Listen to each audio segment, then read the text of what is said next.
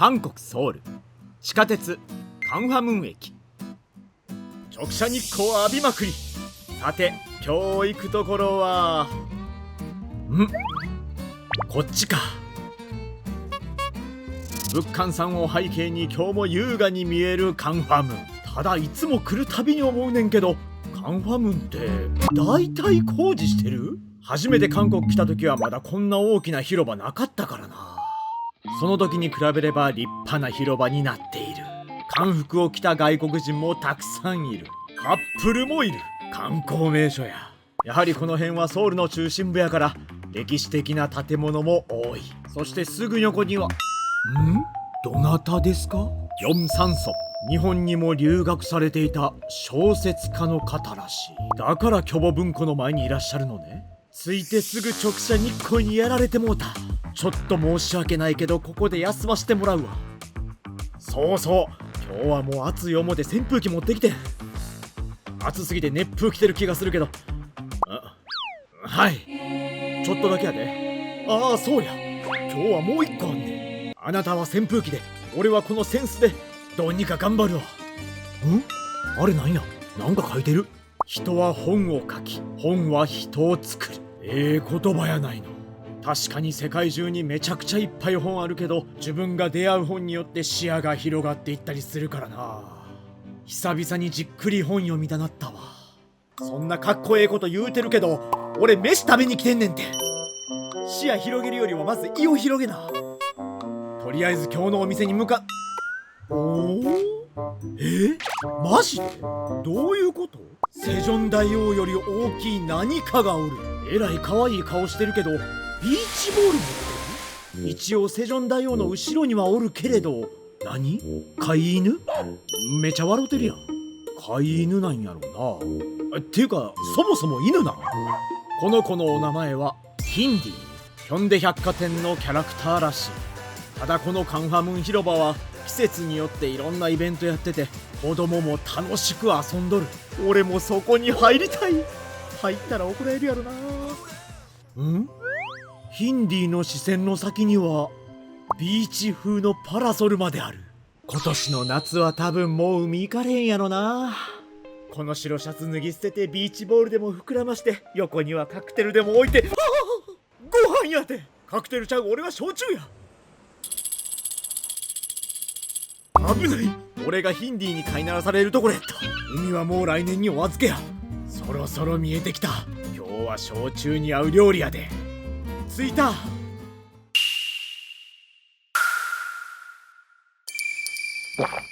早くもっこし。ヘジャンクの元祖。なんと1937年開業。ビルの横にも大きく店の名前、ヘジャンクの専門店。オフィス街のど真ん中にある入り口を通って入店です。こちらのメニュー、やはりメインはヘジャンクだから横にはずらーっとお酒が書かれてる。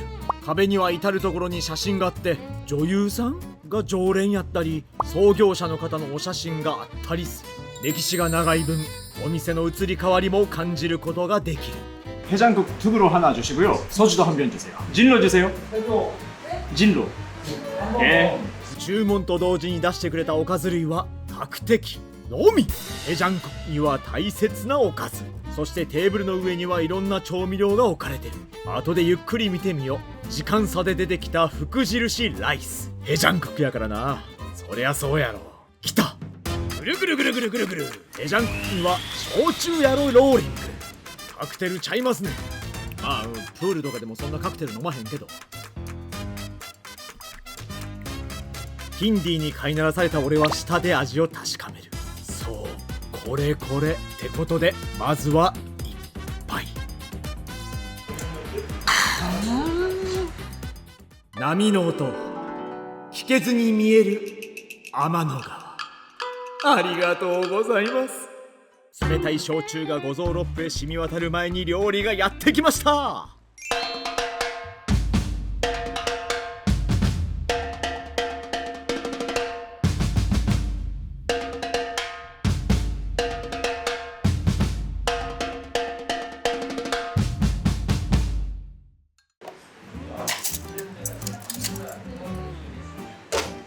よし、来た来た。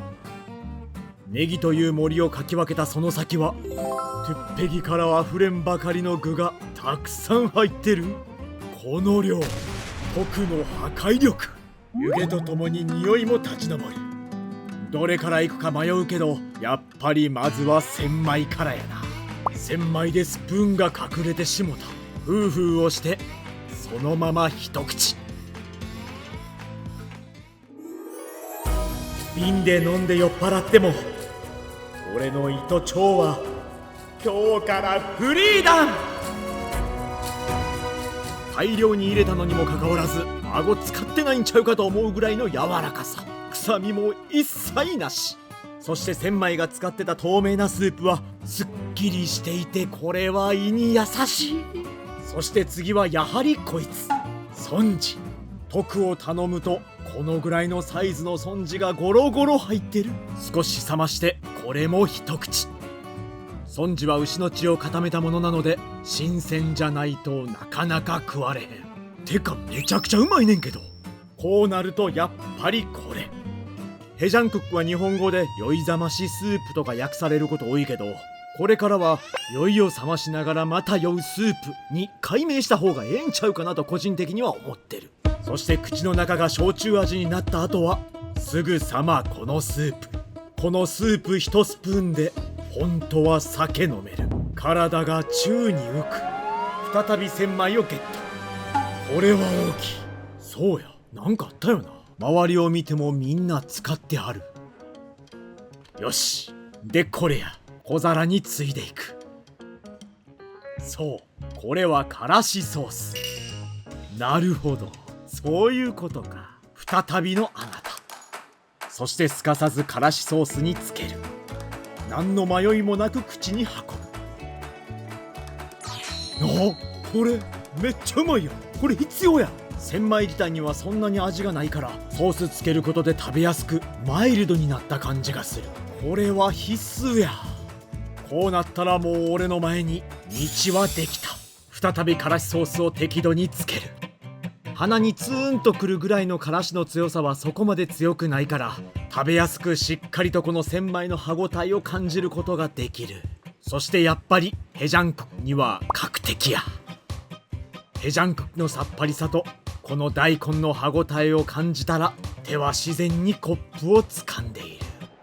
トゥッペキの中にはウゴジも入ってる。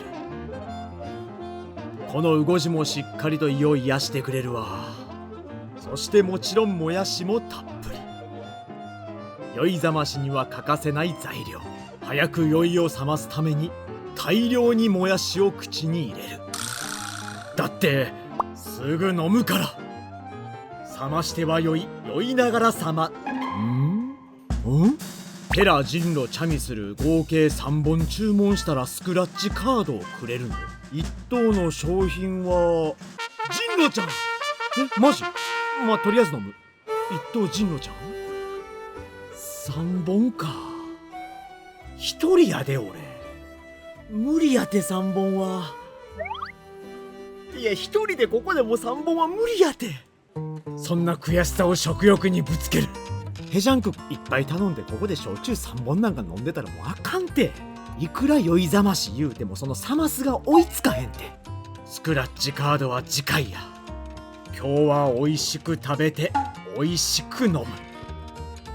このスープ一杯で目が覚めて現実に戻る。さてそろそろこのヘジャンクの真骨頂に行きますか。福印を服に導け。ご飯をトゥッペキの中に投入。いや投下。よしよし。ご飯粒はな残したらあかんっておじいちゃんから言われたから、目が潰れるらしいから適度に混ぜて。よし、これぐらいでええやろ。少し残した具とご飯を混ぜて空中遊泳。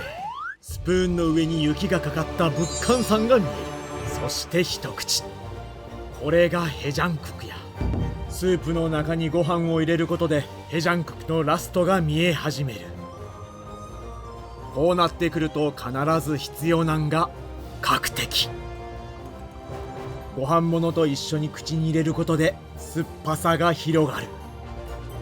これこれ、再び空中遊泳中。新たに何かを発見。なるほど、その手があったか。空中遊泳は延期です。そう、これじゃん、タデギ。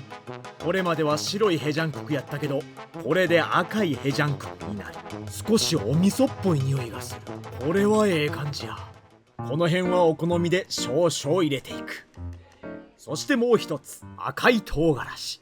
これもお好みで少々入れていく。これでええやろ。スプーンが動くたびにスープの色が赤色に染まっていく。完璧やと思った瞬間、俺の目に飛び込んでくる。ははーん、これやろ。わかるわかる。角的のお汁をワンスプーン、実験をしてるかのように優しく注いでいく。気分はまるでノーベル化学賞や。そして大胆に混ぜる。もう想像だけでうまそうなんやけど。さあ、どれどれ化学反応を見させてもらいましょうか。一口食べてすぐ気づく。はあ、今までと全然味違う。今までは結構味がさっぱりしてたけど、タデギを入れたからか辛さは増すんやけど、なんか深みが出た。スープも一口。個人的には最初からタデギを入れるよりかは途中で入れた方が絶対いい。この変化は少し感動。そんな感動した口に焼酎もいっぱい流し込む。この味変でもしかしたら一等狙えるかな。さすがにここから日本は無理やけど、新しいおつまみが来たような感覚に陥ってしまう。トゥッペキも持ち上げ、今までご飯食べてへんかったんかっていうぐらいスプーンが動く。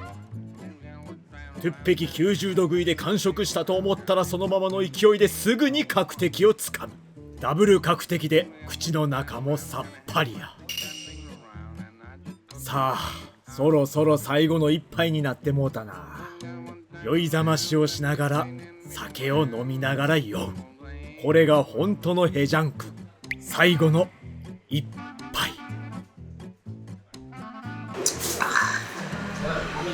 ああ、もうあらへんわ。だからアメちゃんをいただきます。カンファムン駅にある1937年から続くヘジャンクの専門店。なんとオープンも朝の6時から。飲んできても大丈夫。中に入ってる具も大量で、胃もお腹も大満足や。お？あれなんや。まあとりあえずアメちゃんなめようか。発火の味を感じながら、よいしょっと。何があんの？なんもないし。また騙された。こんな低い屋根ある？